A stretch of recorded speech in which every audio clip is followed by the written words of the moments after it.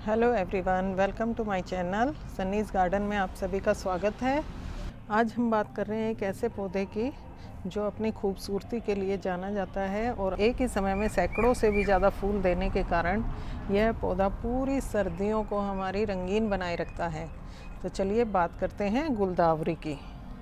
आज हम बात करेंगे गुलदावरी के पौधे को कब और कैसे ग्रो किया जाए और इसकी पोटिंग सॉइल कैसी हो, किस साइज़ के पॉट में इसको लगाया जाए और किस तरह की खाद इसके अंदर दी जाए। कंपोस्ट की बात करें या इसमें पेस्ट अटैक की बात करें तो किस तरह का डिजीज़ से बचाने के लिए अपने प्लांट को किस तरह की केयर हमें करनी है, उन सब के बारे में इसको हम जानेंगे। गुलदावरी के प्लांट के विषय में कंप्लीट जानकारी पाने के लिए वीडियो को बिना स्किप किए पूरा देखें और अगर मेरी वीडियो अच्छी लगे तो प्लीज़ मुझे लाइक करें, सब्सक्राइब करें और वीडियो को शेयर करें और बेल आइकन को प्रेस करें ताकि मेरी आने वाली नई वीडियो का नोटिफिकेशन सबसे पहले आपको प्राप्त हो। गुलदावरी सर्दियों के मौसम का एक सबसे खूबसूरत पौधा माना जाता है और एक साथ हज़ारों की संख्या में रंग बिरंगे फ्लावर देने के कारण ये गुलदस्ते की तरह हमारे जीवन को महकाता है और सर्दियों के रंगहीन जीवन को ये आकर्षक और उमंग से भर देता है।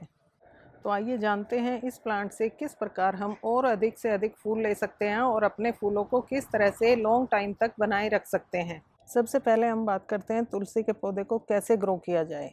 तो देखिए इस तरह से हम इसको स्टेम कटिंग से, सॉफ्ट कटिंग, इस तरह की कटिंग हम लेते हैं प्लांट के ऊपरी भाग में से कहीं से भी हम इसको इस तरीके से तोड़ लेते हैं और फिर इसकी ये साइड की पत्तियों को हटाकर इसको जो हमारी पोटिंग सॉइल है उसके अंदर इसको इस तरीके से हम लगा देते हैं। ये मैंने 2 दिन पहले ही लगाई थी। तो देखिए 1-2 दिन तो ये थोड़ा सा शौक में रहती है, उसके बाद ये सीधी खड़ी हो जाएंगी। तो ये काम हमें करना चाहिए लगभग जुलाई अगस्त के महीने में। जुलाई से लेके अक्टूबर तक के मंथ में हम कभी भी इस चीज़ को कर सकते हैं और अपने पुराने प्लांट से ही हज़ारों नए प्लांट तैयार कर सकते हैं। अब बात करते हैं इसके पोटिंग मिक्स की और इसके पॉट साइज़ की। पोटिंग मिक्स के लिए, इसका पोटिंग मिक्स बनाने के लिए हमें चाहिए 30% गार्डन सोइल, 50% कंपोस्ट उसके अंदर और 10% हम राख मिलाएंगे। राख, जी हाँ, ये उपले या लकड़ी को जलाकर जो बनाई जाती है वही राख।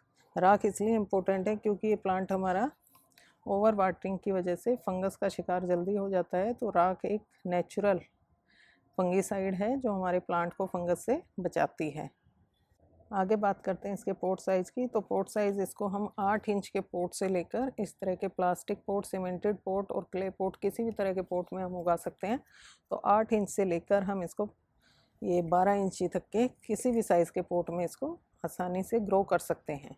वैसे अच्छा होगा क्योंकि ये प्लांट फैलता है, तो इसके लिए इस तरह की ट्रे का इस्तेमाल किया जाए तो हमें एक ही पॉट के अंदर बहुत सारे फूल प्राप्त होंगे और हमारा जो गार्डन है वो भी भरा भरा लगेगा। आगे बात करते हैं इसकी पिंचिंग की। जब हमारी जो ये स्टेम से लगी हुई कटिंग हमारी जो लगाई है हमने, ये ग्रो हो जाए लगभग 1 महीने के बाद, ये 1 महीने बाद का रिज़ल्ट है।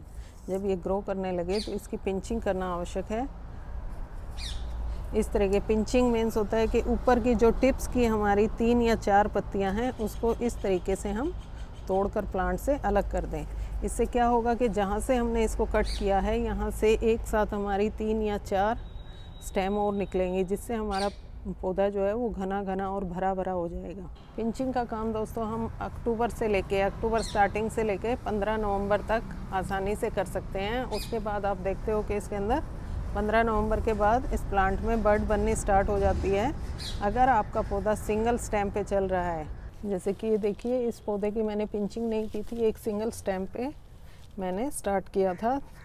तो देखिए इसके अंदर से ऊपर जाके 3-4 स्टेम निकली और ये पौधा बहुत ही हल्का मेरा बना है। तो ये कुछ फ्लावर इसके अंदर आ गए हैं और इसके बाद ये धीरे धीरे पौधा ग्रोथ करने से रुक जाएगा और इसके अंदर बहुत कम बर्ड बनेंगी। अब बनेंगी तो बहुत छोटे साइज़ में बनेंगी, जिससे हमें हेल्दी फ्लावर नहीं मिल पाएंगे। तो अपने प्लांट को हेल्दी और घना बनाने के लिए इसकी पिंचिंग बहुत ज़्यादा आवश्यक है। ये देखिए दोस्तों, अभी मेरे पास ये लगभग 15-16 पेड़ तैयार है मेरे पास गुलदावरी के और ये इनका मदर प्लांट है। एक तो ये था मेरे पास मदर प्लांट और एक ये वाला था जो सीमेंटेड पॉट में लगे हुए हैं। इन्हीं की कटिंग लगा लगा के इन सबको मैंने ग्रो किया है और आज मेरे पास लगभग 15 से 16 प्लांट गुलदावरी के तैयार हो चुके हैं। और देखिए सारे प्लांट मेरे कितने हेल्दी और कितने बुशी हैं। अब बात करते हैं अपने प्लांट के लिए फर्टिलाइज़र की। फर्टिलाइज़र देने से पहले सबसे पहला काम आप ये करें कि अपने प्लांट को फुल सनलाइट वाले जगह पर रखें, जहाँ पर इसको सुबह से लेकर शाम तक की धूप मिल सके, क्योंकि फर्टिलाइज़र से भी ज़रूरी है प्लांट के लिए एनर्जी, और एनर्जी उसको सन से ही प्राप्त हो सकती है, सनलाइट से। बात करते हैं फर्टिलाइज़र की। तो फर्टिलाइज़र इसकी पोटिंग सॉइल बनाते समय हमने 50% फर्टिलाइज़र का इस्तेमाल किया था कंपोस्ट का। इसके बाद इसको हमें सॉलिड्स फर्टिलाइज़र देने की बजाय इसमें time to time liquid fertiliser apply करना है, और उसके लिए सबसे बेस्ट है हैवी फ्लावरिंग के लिए हमें सरसों की खली का लिक्विड फर्टिलाइज़र बनाकर उसको अपने प्लांट में हर 15 दिन में एक बार डाल दें। फर्टिलाइज़र का इस्तेमाल इसकी पत्तियों पर ना हो, इस चीज़ का हमें विशेष ध्यान रखना है कि प्लांट को इस तरह से साइड करके हमें पौधे की मिट्टी के अंदर ही वो फर्टिलाइज़र अप्लाई करना है। एक और इम्पोर्टेंट चीज़, इस प्लांट को नराई गुड़ाई की आवश्यकता नहीं होती दोस्तों, क्योंकि इसकी रूट जो होती है, इसकी फीडर रूट होती है, वो काफ़ी ऊपर होती है मिट्टी में, और अगर हम गुड़ाई करेंगे तो वो उससे डैमेज हो सकती है, तो इसलिए इसको गुड़ाई ना करें। ये देखिए मैंने इसके अंदर स्लो रिलीज फर्टिलाइज़र इसको मैंने पौधों में डाला हुआ है। धीरे धीरे धीरे धीरे डिकम्पोज होगा और हमारे प्लांट को बूस्ट करता रहेगा। अपने गुलदावरी के प्लांट को फंगस से बचाने के लिए, फंगस और पेस्ट से बचाने के लिए देखिए इस तरह से फेस पे मिली बग का भी इसके ऊपर अटैक होता है। ये देखिए छोटे छोटे मिली बग इस पर जैसे ही बर्ड आने लगती है, मिली बग इसके अंदर चिपकने लगते हैं आकर। तो इन सब से बचाने के लिए अपने पौधे को इसके ऊपर नीम ऑयल का स्प्रे करें। अगर नीम ऑयल नहीं है तो हल्दी का आप होममेड ऑर्गेनिक फर्टिलाइज़र बना सकते हैं। 1 लीटर पानी में 1 चम्मच हल्दी को घोलकर उसका भी स्प्रे हम अपने प्लांट के ऊपर कर सकते हैं। फंगस से बचाने के लिए हमने अपनी पोटिंग सॉइल में 20% राख का इस्तेमाल किया था। तो राख के कारण वैसे तो फंगस लगेगी नहीं, लेकिन अगर फिर भी आपको लगता है कि इसमें फंगस का अटैक हो रहा है तो इसके जो एक साफ नाम का फंगीसाइड आता है, उसका आप इसमें थोड़ा थोड़ा पानी में घोलकर लिक्विड के रूप में इसमें दे सकते हैं। अपने प्लांट को मच्छरों और अन्य कीटों से बचाने के लिए दोस्तों शाम के समय हम इससे प्लांट के आसपास धुआं भी कर सकते हैं। धुएं से दो काम होंगे, एक तो हमारे प्लांट के अंदर कोई इन्फेक्शन नहीं होगा, कोई कीड़े वगैरह नहीं लगेंगे, और दूसरा हमारा प्लांट पाले के प्रभाव से यानी कि अत्यधिक ठंड के प्रभाव से भी बचा रहेगा। अब बात करते हैं इस प्लांट में वाटरिंग की। वाटरिंग का देखिए ऐसा है कि इसमें ना तो बहुत ज़्यादा ओवर वाटरिंग करें और ना ही कम वाटरिंग करें, क्योंकि अदर विंटर प्लांट की बजाय इस प्लांट में सर्दियों में पानी की आवश्यकता इसकी थोड़ी ज़्यादा होती है, क्योंकि ये एक साथ सैकड़ों की संख्या में फ्लावर हमें देता है, तो उसकी पानी की नीड बढ़ जाती है। अगर हम इसको समय पर पानी नहीं देंगे तो हमारे जो फ्लावर्स है वो मुरझा जाएंगे। पानी देते समय एक बात का विशेष ध्यान रखिए कि कभी भी इसके पत्तों पे यानी कि प्लांट के ऊपर से वाटरिंग नहीं करनी है हमें।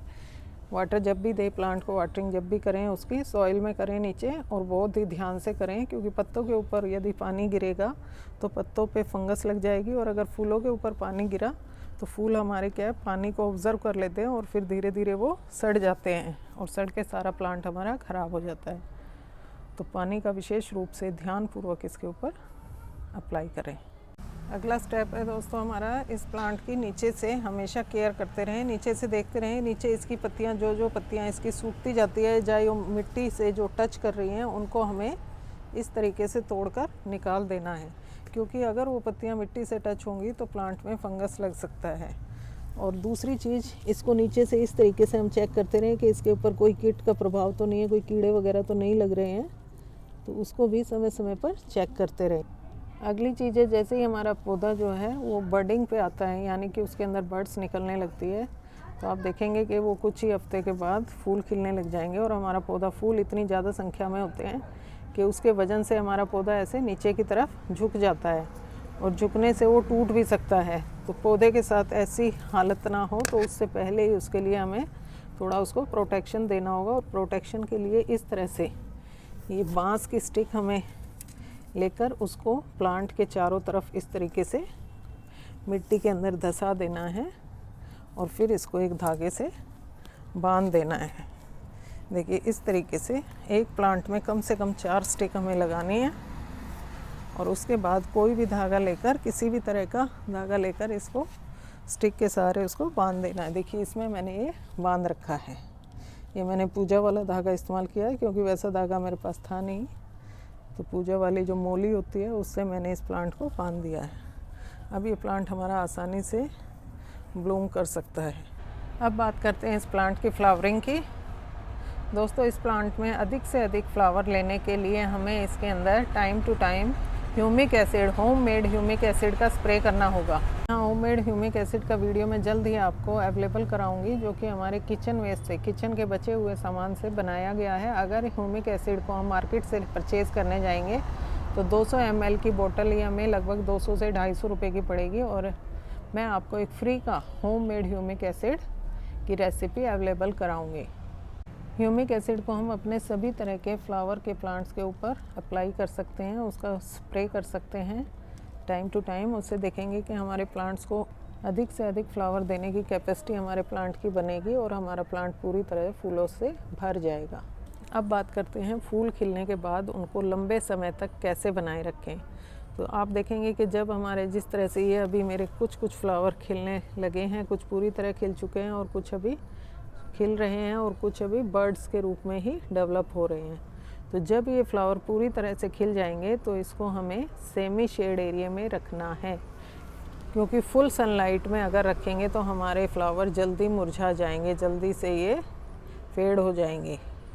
दूसरी चीज़ है, जब हमारे सभी फ्लावर पूरी तरह से खिल चुके हों, एक प्लांट के सभी फ्लावर, कोई बर्ड अभी बाकी नहीं है, आपको लग रहा है सभी फ्लावर खिल चुके हैं, तो उसके अंदर खाद डालना बंद कर दें, क्योंकि खाद डालने से सिर्फ उसकी पत्तियां बढ़ेगी और पत्तियों की ग्रोथ बढ़ जाएगी तो फ्लावर को फूड नहीं मिलेगा और फ्लावर हमारे सभी फेड हो जाएंगे।